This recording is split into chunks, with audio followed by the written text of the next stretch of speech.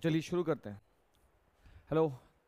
तो हम लोग आज शुरू करने वाले हैं क्लास 10th का जो प्रीवियस ईयर में क्वेश्चन आया गया है वो क्वेश्चन को इसमें हम लोग वन बाय वन करके जितने भी प्रीवियस ईयर में क्वेश्चंस आए होंगे अध्याय 2 और अध्याय 3 का बिहार बोर्ड से, उन सारे क्वेश्चंस को वन बाय वन करके देखेंगे और उसको हल करने का कोशिश करेंगे। चलिए शुरू किया जाए।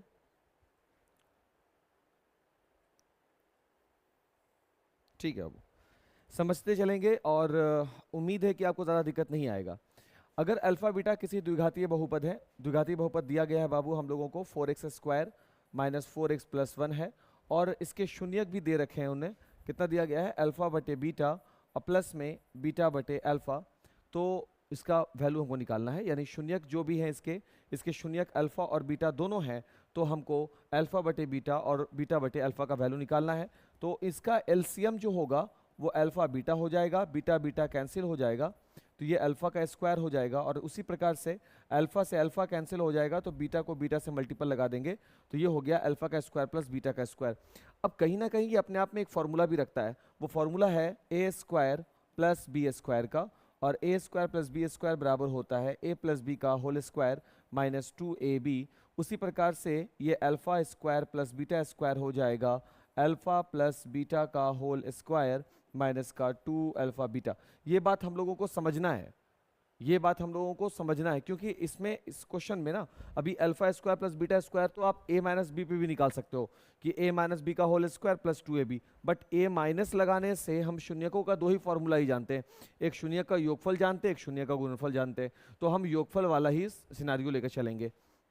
तो अगर अल्फा स्क्वायर ये वाला मेरा जो रिजल्ट है उसमें हम alpha square plus beta square की जगह पर ये वैल्यू को पुट करने वाले हैं, तो ये हो गया बाबू alpha square plus beta square upon alpha beta is equal alpha plus beta का whole square minus 2 alpha beta upon नीचे ऑलरेडी अल्फा बीटा है। अब क्योंकि यहाँ पर a जो है वो x स्क्वायर का गुणांक होता है वो 4 हो गया, b जो है वो x का गुणांक होता है जो कि -4 हो गया, c तो आपका वैल्यू 1 है ही। और इस प्रकार से अगर हम देखें शून्यकों का योगफल तो वो फॉर्मूला माइनस बी बटा ए के वजह से माइनस बी और a के जगह पर 4 तो यहाँ से 1 मिलेगा, और अल्फा डॉट बीटा c बटा ए फॉर्मूला के वजह से 1/4 मिलेगा।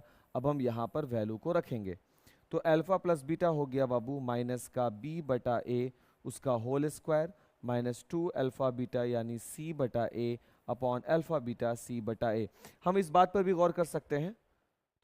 इसके बाद हम आगे बढ़ेंगे तो यहाँ पर इसका वैल्यू देखो, अगर चाहो तो हम ये नहीं भी लिखेंगे तो काम चल जाएगा, अगर हम ये नहीं भी लिखें तो काम चल जाता है। कैसे? क्योंकि हम अल्फा प्लस बीटा तो ऑलरेडी यहाँ पे निकाल चुके हैं 1, तो ये हो गया 1 का square minus 2 alpha dot beta का वैल्यू हम ऑलरेडी निकाल चुके हैं 1/4, तो ये हो गया 1/4 अपॉन अल्फा बीटा का वैल्यू 1/4 हम निकाल चुके हैं, तो ये हो गया 1 माइनस 1/2 और नीचे 1/4।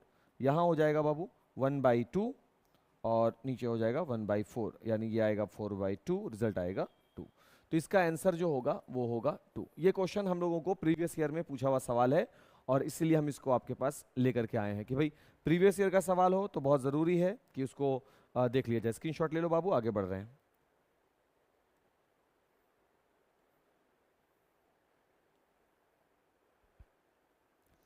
देखो दूसरा सवाल क्या है, इसमें भी दिया गया है द्विघात बहुपद है,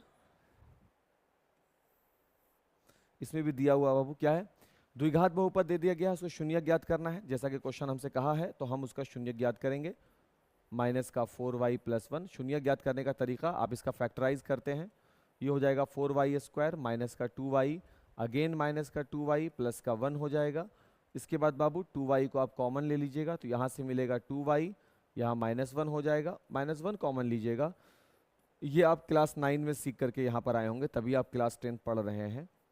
अगर आप क्लास 9 में ये चीज़ नहीं सीखे हैं तो ये आपकी अपनी गलती होगी। शून्यक निकालने के लिए 0 से कंपेयर कर लेते हैं, फिर आप बनाते हो इसको 2y - 1 बराबर 0।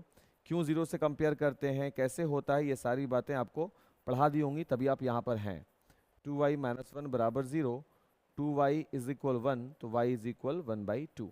तो y क्या, दो शून्यक हमको मिल चुका है, एक शून्यक है हाफ और बीटा भी है हाफ, मिल गया शून्यक। फिर बोलता है इसके शून्यांकों और गुणांकों के बीच संबंध के सत्यता की जांच करें। संबंध के सत्यता की जांच कैसे की जाती है, वही चीज फॉर्मूला होने वाला है। पहले आप लिखोगे शून्यकों का योगफल, पहले आप लिखोगे शून्यकों का योगफल, और शून्यकों का योगफल का फॉर्मूला मेरे पास होता है माइनस का b बटा a। और यहाँ पर शून्यकों का योगफल के लिए हम यूज भी करेंगे अल्फा प्लस बीटा, क्योंकि अल्फा बीटा ही मेरे शून्यक हैं। तो अल्फा प्लस बीटा बराबर हो जाएगा माइनस का b बटा a, और अल्फा बीटा, अल्फा का वैल्यू है 1/2, बीटा का वैल्यू है 1/2। अब सवाल था कि b और a क्या, तो हम फिर से कहेंगे बाबू कि अगर हमको पता है सब कुछ, अगर हम जान चुके हैं, तो a का जो वैल्यू होगा वो कौन हो जाता है 4, जो x स्क्वायर का गुणज होगा, तो y स्क्वायर का जो गुणांक है। b का वैल्यू कौन हो जाएगा, जो y का गुणांक है वो है -4। और c वैल्यू कोई कांस्टेंट होता है, तो कांस्टेंट यहाँ पर कौन है +1। उस हिसाब से अगर देखेंगे, उस हिसाब से अगर हम इसको देखें तो ये वाला वैल्यू हो जाएगा माइनस b के बिहाफ में -4 और a के बिहाफ में 4। ये रिजल्ट हो गया 1/2 प्लस 1/2, यानी 2/2। यहाँ हो गया माइनस माइनस प्लस, प्लस का 1, ये भी कट गया बाबू, इधर से भी 1 आ गया, इधर से भी 1 आ गया। यही है संबंध के सत्यता की जांच की। हम अगर शून्यक निकाल करके उसका योग निकालें, या फिर हम फॉर्मूला से माइनस का b बटा a निकालें, दोनों वैल्यू बराबर आना चाहिए। यही है संबंध के सत्यता की जांच कि शून्यांक, ये शून्यक हो गए, और गुणांक जो इनसे गुना लग रहे हैं, उन दोनों के बीच में यही संबंध है। फिर है शून्यकों शून्यकों का गुणनफल। गुणनफल क्या है, c बटा a। यह है शून्यकों का गुणनफल। तो गुणनफल होगा अल्फा डॉट बीटा, ताकि ये c बटा a बन सके। अल्फा का वैल्यू है 1/2 as you can see here, और बीटा का भी वैल्यू है 1/2। c का वैल्यू है यहाँ निकाले थे, c का वैल्यू है 1 और a का वैल्यू है 4। तो इधर से भी 1/4 आ गया, इधर से भी 1/4 आ गया। इस प्रकार क्या सिद्ध हो रहा है, शून्यांक व गुणांक, शून्यांक व गुणांक के मध्य संबंध की सत्यता की जांच पूरी हुई।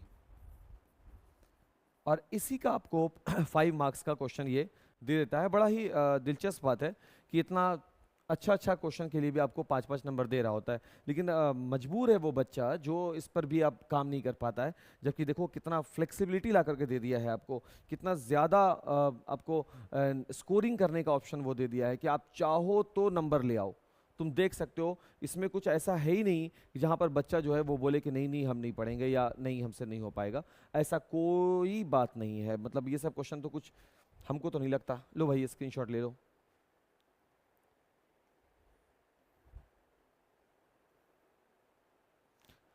सेम क्वेश्चन, इसलिए हम इसको नहीं बता रहे क्योंकि यहाँ भी संबंध के सत्यता की जांच ही करनी है शून्यांक और गुणांक के बीच में।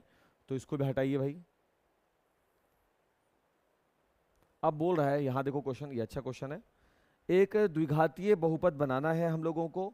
एक द्विघातीय बहुपद ज्ञात करें जिसके शून्यांकों का योग और गुणनफल, योग और शून्यकों का योग, शून्यकों का योग दिया हुआ है कितना है 0, और गुणनफल दिया हुआ है कितना -4।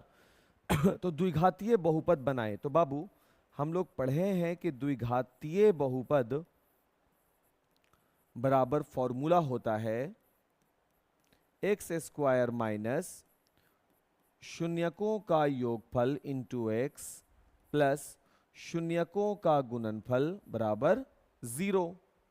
तो अब ये हो गया x² माइनस शून्यकों का योगफल जो कि 0 है, उसको गुना करना होगा x से, और शून्यकों का गुणनफल जो कि -4 यहाँ पर गिवन है, और बराबर 0। ये फॉर्मूला हो गया ना, ये फॉर्मूला हो गया ये वाला। अब ये हो गया x², ये भाई साहब तो खत्म हो गए, यहाँ मिला -4 बराबर 0। तो ये है मेरा द्विघातीय बहुपद।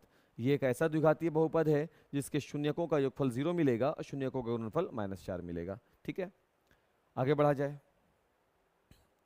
ये भी चेक कर दें कैसे शून्यकों का योगफल 0 मिलेगा। तो इसके लिए तुम अगर देखो, हम दिखला देते हैं, चेक कर देते हैं। इसके लिए तुम देखो a बराबर हो जाएगा जो एक्स स्क्वायर का गुणांक है a, b वो होगा जो x का गुणांक है, बट x फैक्टर यहाँ है ही नहीं, मतलब है द्विघात के नजरिए से देखें तो है, वो 0 इंटू एक्स है, तो वो x का जो गुणांक है वो 0 है, x का जो गुणांक है वो 0 है, क्योंकि तभी तो वो वैल्यू को 0 इंटू एक्स करके 0 कर दिया और हमको x नहीं दिख रहा। और तीसरा c वैल्यू जो मेरा कांस्टेंट है वो है -4। तो अगर हम शून्यकों का योगफल निकालें इस केस के लिए, इस क्वेश्चन के लिए, वो है माइनस का b बटा a, तो वो होगा माइनस b के जगह पर 0, a के जगह पर 1, तो वैल्यू होगा 0। और दूसरा अल्फा डॉट बीटा जो कि है c बटा a, तो c के जगह पर -4 और a के जगह पर 1, तो रिजल्ट कितना आएगा, -4 आएगा। तो आप देख लीजिए कि अल्फा डॉट बीटा -4 और अल्फा प्लस बीटा 0 है। ये क्वेश्चन का ये आंसर हुआ, और यहाँ पर उसका ये जो निकला ये आपको बनाना नहीं है, ये उसकी जांच हो गई, ठीक है ना। तो इस तरह से भी देखा जा सकता है क्वेश्चन को। आगे बढ़िए। हाँ, ये अच्छा सवाल है, ये अच्छा सवाल है, इसको देखेंगे थोड़ा अच्छे से। इस पे हम लोग टाइम दे सकते हैं, इस पे हम लोग टाइम दे सकते हैं भाई, है ना। क्या टाइम दिया जाए, देखो किसी भिन्न के अंश और हर में एक जोड़ देने पर, यानी पहले हमको भिन्न को फॉर्म करना होगा, एक भिन्न बनाना पड़ेगा, भिन्न जिसमें अंश और हर होते हैं। और ये भी हमको ख्याल रखना है भिन्न कौन होते हैं, जो p बटा q के रूप में होंगे। और ये भी हमको ख्याल रखना होगा कि q कभी भी 0 ना हो, वरना अपरिभाषित हो जाते हैं। तो भिन्न में हमको जो जिक्र दिख रहा है वो है अंश का जिक्र, और किसका जिक्र दिख रहा है, हर का। तो हम लिख लेंगे कि मान लिया कि भिन्न का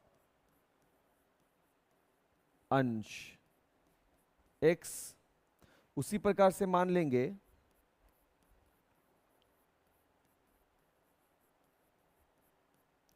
भिन्न का हर, और हर बराबर क्या मान लेंगे, y। इसलिए जो भिन्न बनेगा ना, वो भिन्न होता है अंश बटा हर, अंश हो गया x, हर हो गया y। यहां तक सही है। अब अगर हम प्रश्न से चलें, प्रश्न से, तो देखो क्वेश्चन कह क्या रहा हम लोगों से, जैसे जैसे कहेगा वैसे वैसे हम काम करते जाएंगे। प्रश्न ये कहता है अगर किसी भिन्न के अंश में और हर में एक जोड़ देने, तो अंश और हर दोनों में एक जोड़ देने पर, तो ये रहा अंश जिसमें एक जोड़ा, और ये रहा हर जिसमें एक जोड़ दिया। तो अंश और हर दोनों में एक जोड़ने पर वह 4 के बराबर हो जाता है। ये हुआ बराबर किसके, 4 के। बस यही है बाबू, किसको बस लाइन को पढ़ना होता है कि अगर किसी भिन्न के अंश और हर में एक जोड़ दिया जाए तो वो किसके बराबर हो जाता है, 4 के बराबर हो जाता है। तो हम इसको लिख सकते हैं बाबू, x + 1 = 4y + 4, ये तिरछा गुना हो गया। और यहां से हमको एक और रिजल्ट मिल जाएगा कि x - 4y = 3, इक्वेशन 1। कैसे, ये 4y इस तरफ आ गया और 1 भाई साहब उधर चले गए, तो 4y जो प्लस में था इधर आएगा तो माइनस में हो गया, 4 तो इधर पहले से प्लस में था, +1 इधर चला जाएगा तो वो -1 के जाएगा, तो 4 में से 1 चला गया, 3 हो गया। ये मेरा पहला हुआ। फिर दोबारा से प्रश्न कुछ कहेगा ताकि 2 इक्वेशन तैयार हो। अगेन अकॉर्डिंग टू क्वेश्चन, क्या कह रहा है प्रश्न दोबारा से, यदि उसके अंश और हर में से एक घटा दें, दोनों बोला, किस, केवल अंश नहीं बोला, यदि उसके अंश और हर में से एक घटा दें, तो अंश में से भी एक घटा दिया और हर में से भी एक घटा दिया, तो वह 7 के बराबर हो जाता है, तो वह 7 के बराबर हो जाता है। और इसलिए इसका रिजल्ट होगा x - 1 = 7y - 7, और ये हो जाएगा x - 7y = -7 + 1। हम एक बार फिर से एक डिस्क्लेमर चला दें कि हम बोलने के क्रम में, क्योंकि जब सब बैठे रहते हैं तो 7 की जगह पे 6 लिखा गया या 5 लिखा गया तो एक बार सब मिलकर चिल्ला दिया, सर सर सर क्या अनाप शनाप काम कर रहे हैं। बट यहाँ पे क्या होता है अकेले पढ़ाने में कि कई बार 1 की जगह पे 2, 2 की जगह पे 3 हो जाता है, क्योंकि आप बोल भी रहे हो तो लिख भी रहे होते हो, और कभी कभी हो जाता है, ध्यान नहीं रहता। तो अगर ऐसा कुछ रहेगा तो वो आप अपने से ठीक कर लीजिएगा। उसके लिए आप हमको कमेंट में मत कीजिएगा कि सर गलत बना दिए, गलत गलत नहीं बना, प्रोसेस मेरा सही होगा, प्रोसेस मेरा बिल्कुल सही होगा, बस हो सकता है कि 7 बोलते बोलते यहाँ पर कहीं पर गलती से 1 लिखा जाए, तो वो आप ध्यान रखिएगा। तो x माइनस 7y माइनस 7 और ये इधर आएगा +1। वैसे हम ध्यान दे के बना रहे हैं बाबू। x minus 7y is equal minus का 6। ये हो गया मेरा समीकरण नंबर 2। दोनों इक्वेशन मिलने के बाद, क्योंकि हम पढ़ चुके हैं क्या चीज, दो चर वाला रैखिक समीकरण, जो ये कहता है कि अगर दो चर मान मिल जाएं तो आप उसको कैसे डील कर सकते हैं। दो चर मान को मिल जाए तो उसको बहुत तरह की विधियों से डील किया जाता है। हम यहाँ फिर से लिख देते हैं बाबू। एक विधि है विलोपन विधि, जो हम लोगों का फेवरेट है। दूसरा हो गया बाबू प्रतिस्थापन विधि, जो हम में से सभी का तो नहीं बोल सकते बट कुछ का तो शायद ही फेवरेट हो। तीसरा वाला बाबू विधि है वज्र गुणन विधि। वज्र गुणन विधि ये लॉन्ग प्रोसेस में जाता है, थोड़ा सा समय लग जाता है। एक है बाबू ग्राफीय विधि, यानी ग्राफ के माध्यम से भी इसे बनाया जाता है। तो इतना पैटर्न है, इतना तरीका है इसको सॉल्व करने का। हम उसमें से जो चुनाव करने वाले हैं वो है केवल और केवल विलोपन। तो हम यहाँ ऊपर में लिखेंगे पहले विलोपन विधि से। कौन सी विधि से? विलोपन। विलोपन विधि से तांडव मचाने पर। काट छाट होने वाला है अभी यहाँ पर। तो पहला इक्वेशन है x minus 4y is equal 3, ये जरूर मेंशन कीजिएगा। और दूसरा है x minus 7y is equal minus 6। ये माइनस प्लस और ये प्लस, ये कैंसिल हो गया बाबू। 3y इज इक्वल 9 और y इज इक्वल 3, एक वैल्यू मिल गया। अब दूसरा पुनः, क्योंकि आप विलोपन बना रहे हैं ना, तो आपको दोबारा से वही काम करना है। x माइनस 4y बराबर 3। कुछ लोग यहीं पर से वैल्यू निकाल, यहाँ लिख दिए हैं विलोपन, और यहाँ से वैल्यू निकाल करके बोलते हैं समीकरण 1 या समीकरण 2 में रखो, तो फिर यहाँ से प्रतिस्थापन हो गया। तो ये मैथ खत्म हो गया उनका, क्योंकि आप यहाँ पर लिखते हैं विलोपन, यहाँ से कर रहे हो प्रतिस्थापन, खत्म मामला है। तो विलोपन में पुनः से किया x माइनस 4y 3 और x minus 7y is equal minus का 6। अभी हमको किसको हटाना है बाबू? y को। ये है मेरा इक्वेशन 1, ये है मेरा इक्वेशन 2। इसको कर देंगे 7 से, इसको कर देंगे 4 से। ये हो जाएगा बाबू 4x माइनस 7x। ये हो जाएगा बाबू 7x। 7x माइनस 28y 7 21, और ये 4 से करेंगे तो ये हो गया बाबू 4x minus 28y is equal to 4 6 24 हो गया। अब ये प्लस करना होगा, इसको माइनस इसको प्लस, ये कैंसिल। ये हो गया बाबू 3x बराबर 24 था ना, तो ये हो गया माइनस नहीं प्लस का 45 हो गया, और 24 21 45 हो गया। x बराबर 15 आ गया। तो x बराबर, देखो ध्यान से, यहाँ पे हम बना देते हैं। इसलिए x बराबर कितना आ गया बाबू? 15 आ गया। और y बराबर कितना आ गया बाबू? 3 आ गया।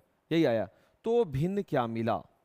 तो भिन्न क्या मिला सर? भिन्न तो होता है अंश बटा हर। तो अंश कितना हो गया? 15, और हर कितना हो गया? 3।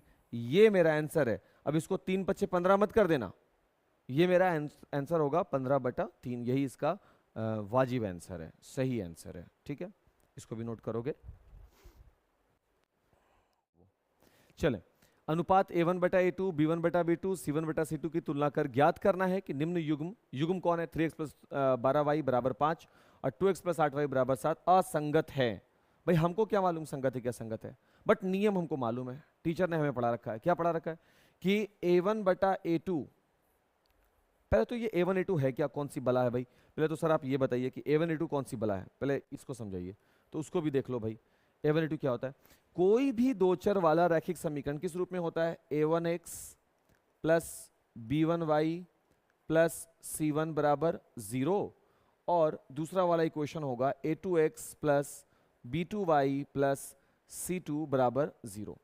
अगर एक इक्वेशन इस प्रकार से हो, कौन सा?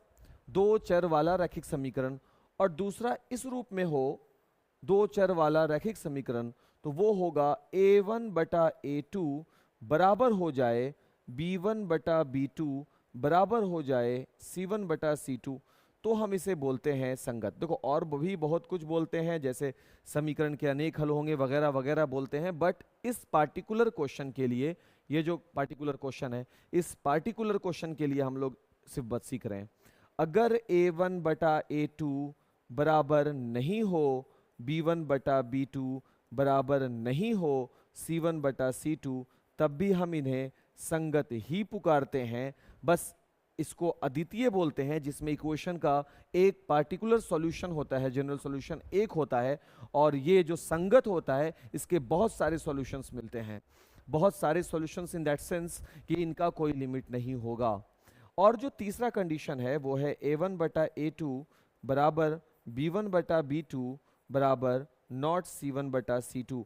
अगर ऐसे कंडीशन है तो इसमें एक वैल्यू इक्वल होगा, एक वैल्यू अनइक्वल होता है, तो इसको हम लोग पुकारते हैं असंगत। इसमें इक्वेशंस का कोई भी सॉल्यूशन हम लोगों को नहीं मिलता।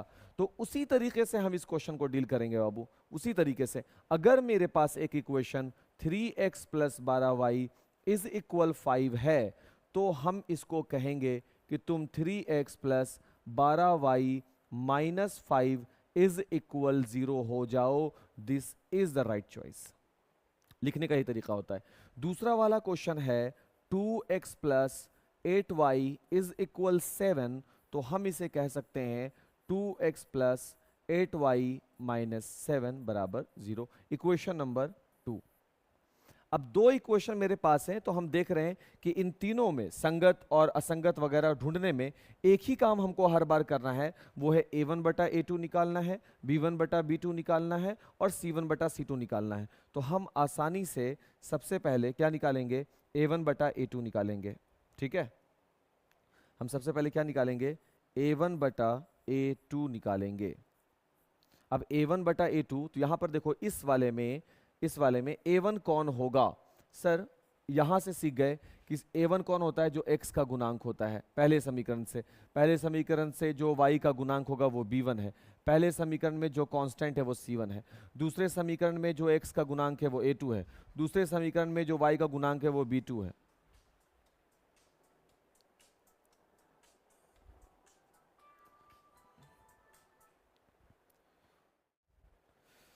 सेकंड इक्वेशन में जो y का गुणांक होगा वो B2 होगा, और लास्ट में जो कांस्टेंट बच जाता है वो C2 होता है। ठीक है, हम लोग भी बिल्कुल वैसे ही बनाने वाले हैं। हम लोग कौन सा डरते हैं, हम लोग भी नहीं डरते। देखो अब तो A1 बटा A2, तो A1 कौन होगा, 3 होगा। ठीक, B1 कौन होता है, 12 यहां है। C1 कौन होगा, पहले इक्वेशन का कांस्टेंट कौन है, -5, तो माइनस का 5। उसी तरह से बाबू सेकंड इक्वेशन के लिए A2 कौन बनेगा, सर A2 होगा जो x का गुणांक लगा हुआ है 2।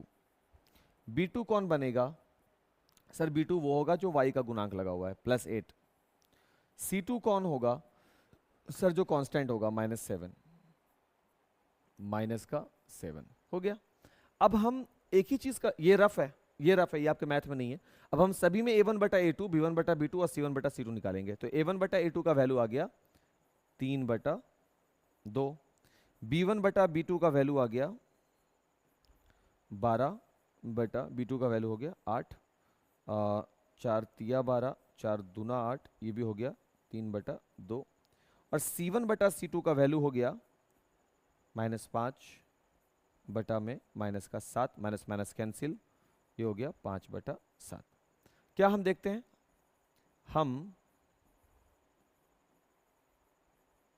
देखते हैं कि हम क्या देखते हैं कि हम देखते हैं कि A1 बटा A2, देखो यहां हम देखते हैं कि A1 बटा A2 का जो वैल्यू है वो बिल्कुल बराबर है B1 बटा B2 के वैल्यू के।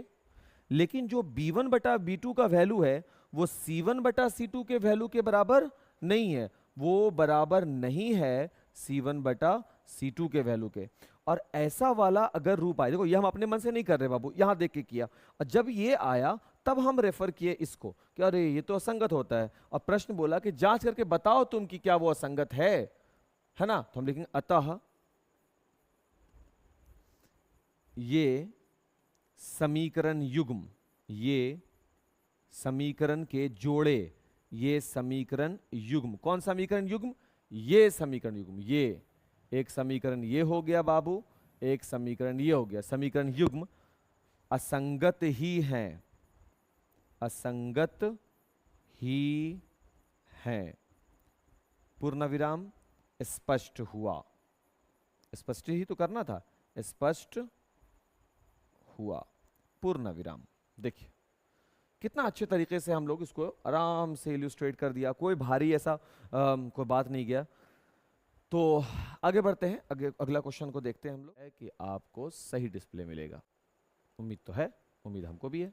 चलिए सर, समीकरण इतना को वज्र गुणन विधि से हल करें। जैसा कि हम बताया था थोड़ी देर पहले कि दो चर वाले रैखिक समीकरण को हल करने की बहुत सारी विधियां होती हैं, उन्हीं विधियों में से एक है वज्र गुणन विधि। क्या होता है वज्र गुणन विधि?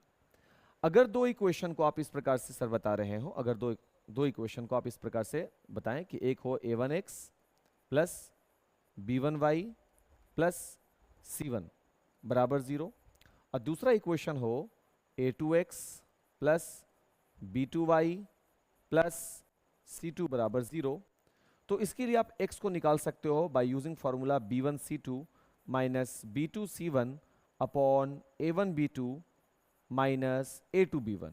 एक तो ये है तरीका, बिल्कुल, और दूसरा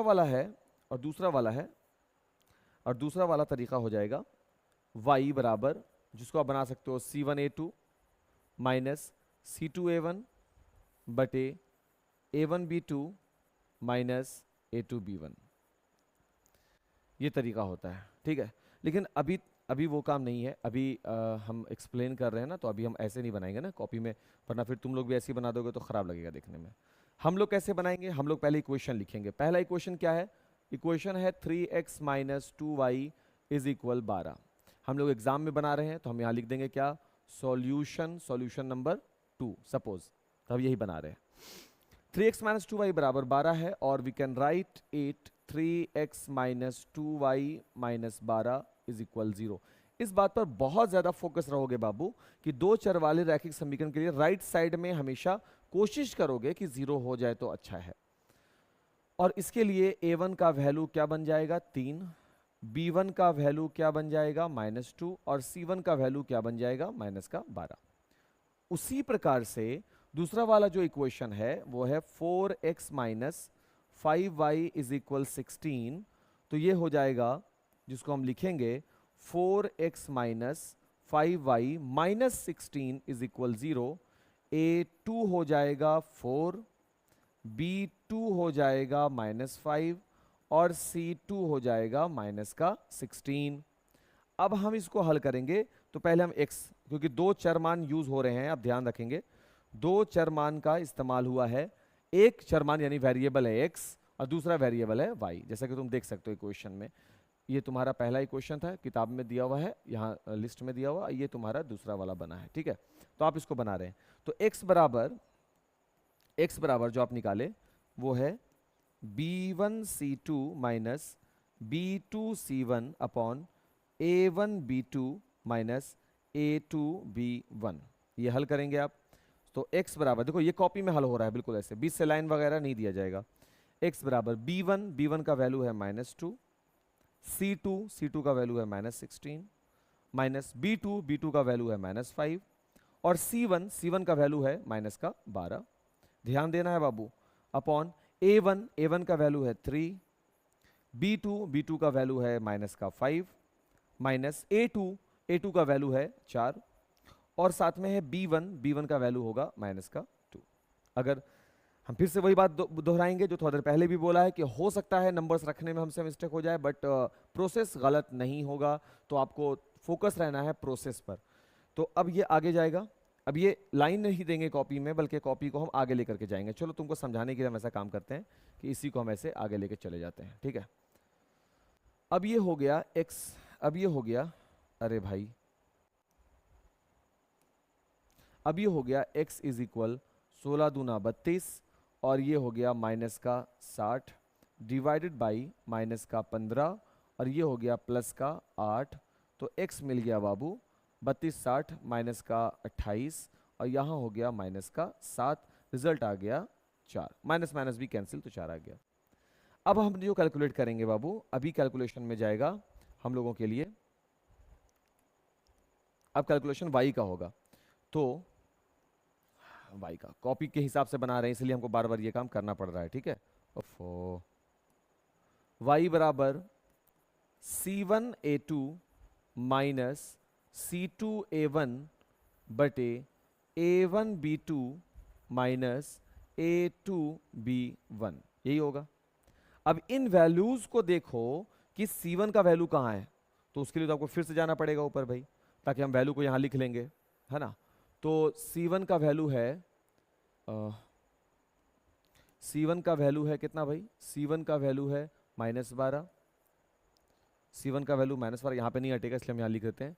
A2 का वैल्यू है 4, C2 का वैल्यू है -16, A1 का वैल्यू है A1 का वैल्यू है 3, ऊपर में है, सबसे ऊपर में देख लो भाई 3, और A1 का वैल्यू तो हो गया। B2 का वैल्यू है -5 और B1 का वैल्यू है -2। ये हम यहाँ पे इसलिए लिखा बाबू, ताकि अभी हम जो मैथ पढ़ा रहे हैं ना, वैल्यू को हम रखेंगे कैसे फिर, अगर मेरे पास वैल्यू ही ना हो तो। अब हम रख रहे हैं वैल्यू को, अब हम रख सकते हैं वैल्यू को। तो y बराबर हो गया C1 का वैल्यू यहाँ देखिए -12, A2 का वैल्यू हो गया 4, माइनस C2 का वैल्यू हो गया -16, और A1 का वैल्यू हो गया 3, डिवाइडेड बाई A1 का वैल्यू हो गया 3, B2 का वैल्यू हो गया -5, A2 का वैल्यू हो गया 4, और साथ ही B1 का वैल्यू हो गया -2। देखो सही है। अब ये y इज इक्वल यहाँ होगा -48, minus minus plus 48, divided by -15 और माइनस माइनस प्लस का 8। तो यहाँ रिजल्ट मिलेगा बाबू 0/-7 और रिजल्ट है 0। तो रिजल्ट क्या निकला, तो रिजल्ट जब निकलता है तो उसको हम एक बार एक जगह शो करते हैं, क्योंकि हमसे रिजल्ट मांगा गया है ये। तो x का जो वैल्यू आया है वो है 4 और y का जो वैल्यू आया है वो है 0, और यही मेरा फाइनल आंसर है, यही मेरा फाइनल आंसर है। यहाँ पे नहीं लिखेंगे, उसको भी हम नीचे ही ले जा करके लिखेंगे कॉपी पे, ठीक है बात। तो इस तरीके से हमको पता चल जा रहा है कैसे कि इसको कैसे बनाना है ना। तो इन क्वेश्चंस को आप आराम से देखें, और भी बहुत सारे वीडियोस आपको इस तरह से मिलते रहेंगे। वीडियो देखें और कमेंट में ज़रूर बताएं कि वीडियो कैसा लगा।